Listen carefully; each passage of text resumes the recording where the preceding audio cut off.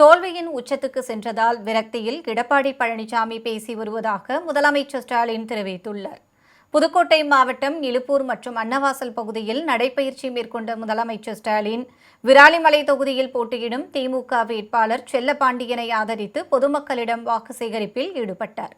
தொடர்ந்து பேருந்தில் ஏறி பயணிகளிடம் வாக்கு சேகரித்தார்.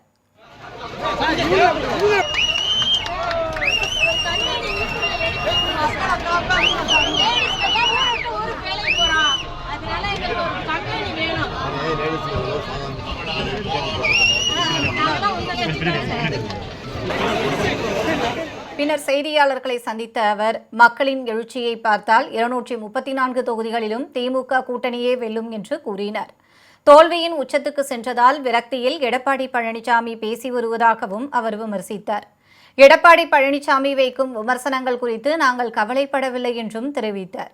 பாஜக தலைவர்கள் எத்தனை பேர் படையெடுத்து வந்தாலும் திமுக வெற்றியை தடுக்க முடியாது என்றும், நடிகர் பின்னால் சென்று விபத்துகள் நேரிடுவதை நாட்டு மக்கள் பார்த்துக் கொண்டிருப்பதாகவும் கூறினார்.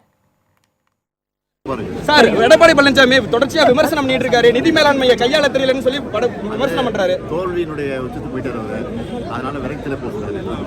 தொடர்ச்சியா பாஜகவுல பல்வேறு தரப்பினர் வந்துட்டு இருக்காங்க. பாஜகவோட விமர்சனம், பாஜகவோட பிரச்சாரம் ஈடுபடுமா தமிழ்நாட்டில்? எத்தனை பேர் வந்தாலும்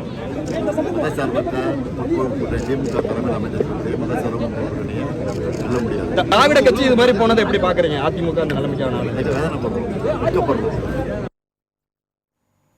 இதனிடையே முதலமைச்சர் ஸ்டாலின் வெளியிட்டுள்ள எக்ஸ் தள பதிவில், வேதனையை மட்டும் தரும் பாஜக, துரோகங்களை மட்டுமே செய்யும் அதிமுக இவர்களை வீழ்த்தி திராவிட மாடல் மண்ணையும் மக்களையும் மகிழ்ச்சியாக வைத்திருப்பதாக தெரிவித்துள்ளார். 10 ஆண்டுகள் திமுக தொடர்ந்து ஆட்சி செய்தால் தமிழ்நாட்டின் வளர்ச்சி எப்படி இருக்கும் என்று 2031 காட்டுவோம் என்று அவர் குறிப்பிட்டுள்ளார்.